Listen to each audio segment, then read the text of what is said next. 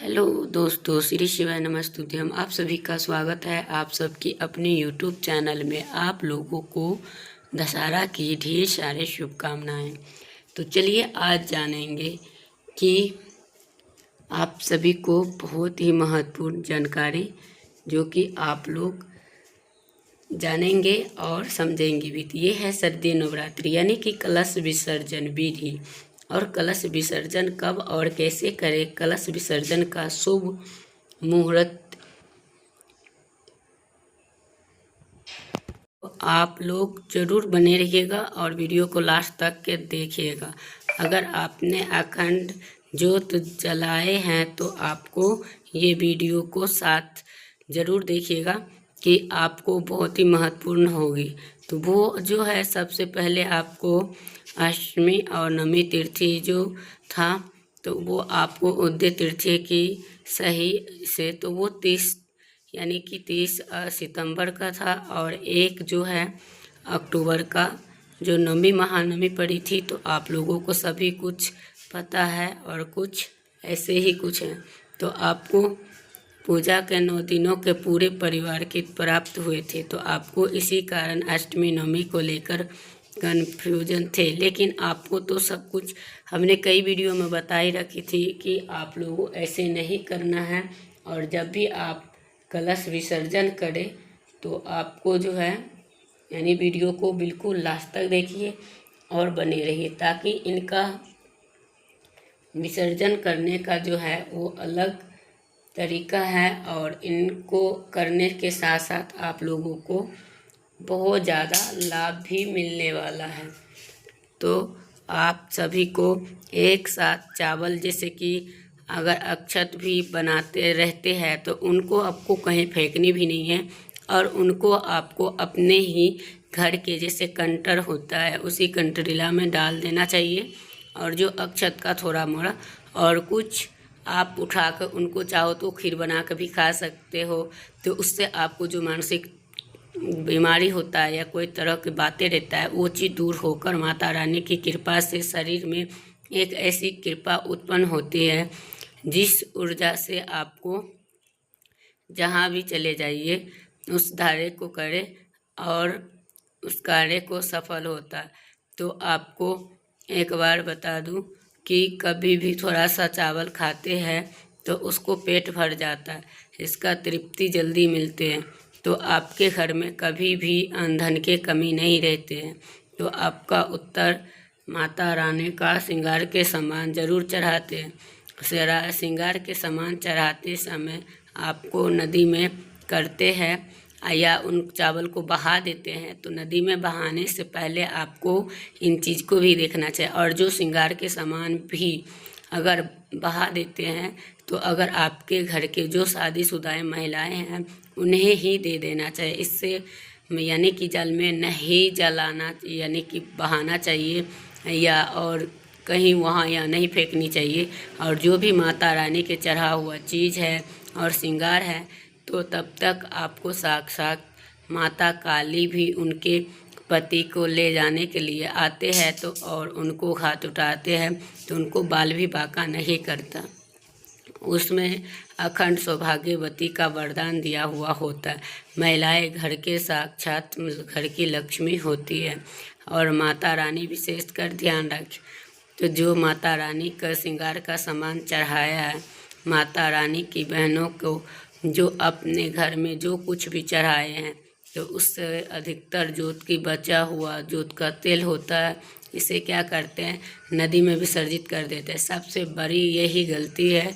जो जल का बचा हुआ तेल होते हैं वो जोत लोग जलाते हैं तो उन्हें क्या होता है 9 दिन जोत जलने के कारण जो तेल में बचा हुआ होता है वो जागृत अवस्था में होता है। और जागृत चीज़ अपना पूर्ण से प्रभाव दिखाता है। तो आपको सभी मूर्तियों को ऊर्जा नहीं होती। जो कुम्हार मूर्ति बनाता है उन्हें पत्थर वाले तो उन्हें जो है उस मूर्ति को पूजा करते हैं। उसी मूर्ति को पूजा होती है जिसकी प्राण प्रतिष्ठा होती है। तो आपने अगर अपने घर में प्राण प्रतिष्ठा कर रखे हैं तो उनको पूजा आपको परंपरा के अनुसार और जन्मों जन्मांतर तक के किया जाएंगे, और आपकी आने वाला पीढ़ी और जो अभी चल रहा है उसमें कोई तरह की शंका नहीं है। और इस तरह से अगर आपने कोई तरह का विवाद या कोई तरह कुछ करेंगे तो अपने ही शरीर में खुद आपको ही वो नकारात्मक और सबसे यानी मान सम्मान सब कुछ इन वजह से खो दोगे। तो इन चीज़ के लिए, क्योंकि कोई माता को देख के ऐसे करता है फिर उन इंसान को वही होता है। तत्काल देखना 5 मिनट में भी वो व्यक्ति कैसे करते हैं। लेकिन हाँ, जो व्यक्ति ये जानकारी समाज में बताई जाती है और इस जानकारी से आपको भला होगा।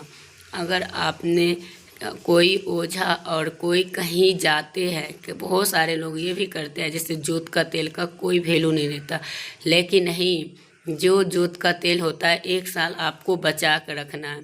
और सिर दर्द हो चाहे शरीर के अंग में कहीं भी दर्द हो, जैसे कि कितने लोग को नज़र लग जाता है या कहते हैं भूत बाधा जो कुछ होता है, तो उन चीज़ों में भी इनको अगर आपने नगाल लिए और दोनों कान में डाल दिए तो उससे वो दुष्ट शक्तियों द्वारा ये सताया जा रहा तो ये चीज़ भी छोड़कर भाग जाता है।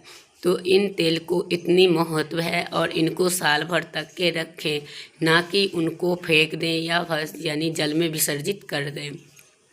कंठ में भी लगा सकते हैं। और उस तेल का जो है 7 जगहों का चुनाव करता है, शरीर के 7 अंग पे लगाए जाते हैं।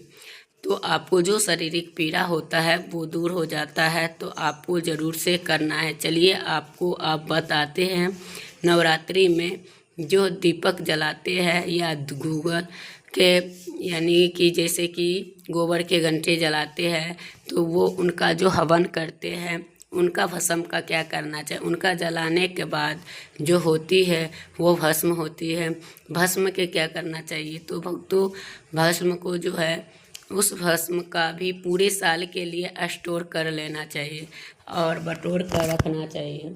जो अगरबत्ती के भस्म है या जो कहा जाए गोबर के घंटे का है, तो आपको माता रानी की जो बची हुई है उनको चलाना चाहिए।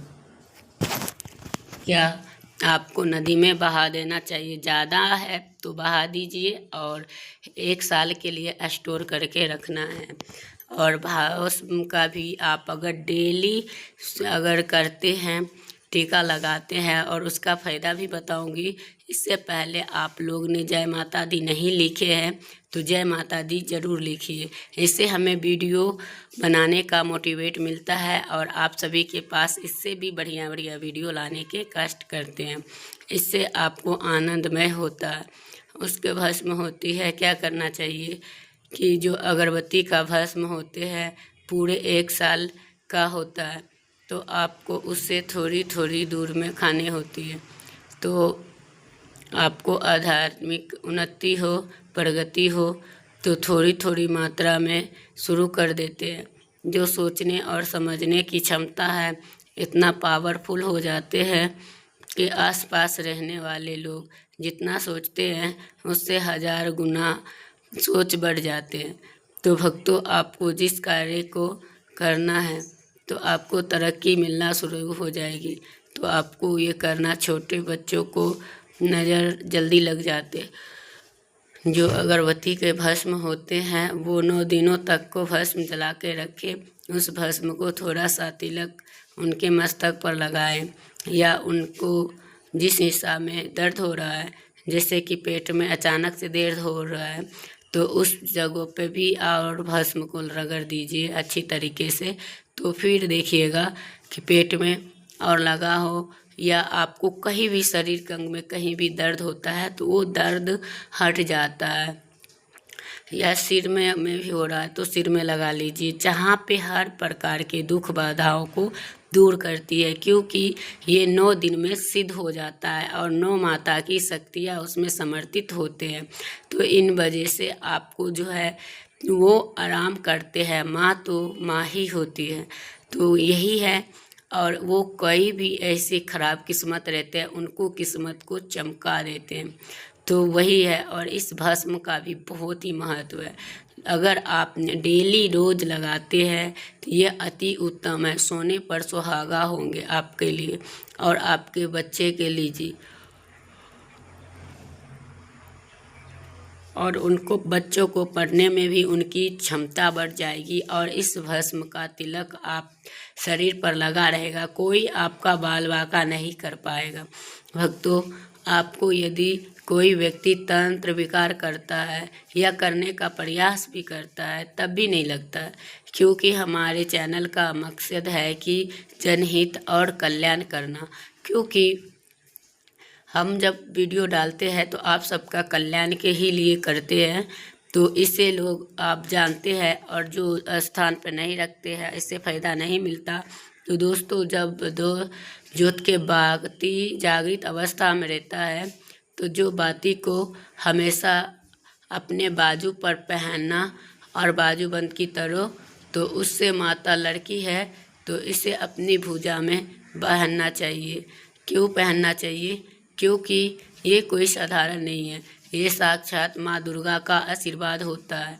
आपको माँ दुर्गा जी की कृपा होती है, प्रसाद होता है। 9 दिनों तक अखंड ज्योत ज्वलने के कारण ये चैगुण्य हो जाता है और ये में माता की शक्ति आ जाती है। इसलिए इसे पहनने के बाद कई तरह की फ़ायदे मिलते हैं। इस प्रकार के फ़ायदे लेने चाहते हैं तो ये ज्योत की बाती धारण अवश्य करें। इसे धारण करने के बाद जो 9 प्रकार के फ़ायदे हैं संत महात्माओं ने कहे हैं और आप लोगों को बताऊंगी। तो अभी तक दोस्तों आप लोगों ने जय माता दी नहीं लिखा है तो ज़रूर लिख दीजिए और वीडियो को लाइक कर दीजिए। तो वीडियो को लाइक कर दीजिए कि आपको पहला फ़ायदा है जो दुर्घटना और उनसे बचने के लिए कोई भी व्यक्ति बाजू में बांधता है, धारण करता है, तो ऐसे व्यक्ति को कभी भी दुर्घटना नहीं होती है। ऐसे व्यक्ति को कभी भी अकाल मृत्यु नहीं होती है, क्योंकि दोस्तों ऐसे व्यक्ति के साथ साक्षात माँ दुर्गा की शक्तियाँ चलती है। तो ये धागा धारण करती है ना, ये यानी कि तो इसे पहनने के बाद आपको कभी भी अकाल मृत्यु भी नहीं होती है, दुर्घटना से भी ये हमेशा बचाव रहने के काम करते हैं। इनका दूसरा फायदा, जैसे कि दोष और तंत्र बाधा से होते हैं, उससे आप भक्त अधिकतर बोलते हैं नज़र दोष से। तो क्या करें? तो आपको नज़र दोष से बचना चाहते हैं तो आपको अधार्मिक यानी उन्नति में आपको जो बाधा बन रहे हैं तो आप उन्नति प्रगति हो तो इसे धारण करके ही रखिए। फिर नज़र दोष तंत्र बाधा से भी बचाएंगे, और कितना भी बड़ा तांत्रिक क्यों ना हो और कर भी दे तो आपको उससे नहीं लगेगी, सदा आप बचे रहेंगे। क्योंकि दोस्तों आपको तीसरा है फ़ायदा, जैसे कि नीच शक्ति यानी कि भूत प्रेत या कोई भी मरघट में भी जाके सो जाए, इससे भी भूत प्रेत आपको बाल भी बांका नहीं करेंगे और आप उनको देखेंगे पर आपको वो कुछ बिगाड़ नहीं पाएंगे। तो आपको इससे भी बचाव होता है। फिर चौथा है लक्ष्मी की पूर्ण कृपा प्राप्त होती है। जो लोग चाहते हैं माता लक्ष्मी सिद्ध हो जाए, उनके जीवन में कमी ना हो, ऐसे व्यक्ति अवश्य धारण करें। लक्ष्मी माता का पूर्ण कृपा प्राप्त होती है, नव दुर्गा की आशीर्वाद मिलती है।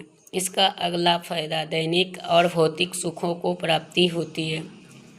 इसको धारण करने के बाद जो लोग दैविक सुख को प्राप्त करते हैं, भौतिक सुख का प्राप्ति करते हैं, ऐसी व्यक्ति को अवश्य धारण करना चाहिए।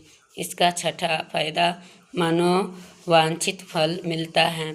जो लंबे समय से मनोवांछित फल आपने सोचे हैं वो सफल नहीं हो पाए हैं, जब तक आप धारण करेंगे तब तक माँ दुर्गा आपको अंश रूप में विराजमान रहेंगे। जाहिर सी बात है कि जिनके शरीर में नव दुर्गा का वास कर जाए, ऐसी व्यक्ति के जीवन में अन्न धन एवं किसी भी प्रकार की वस्तु का अभाव नहीं होती है।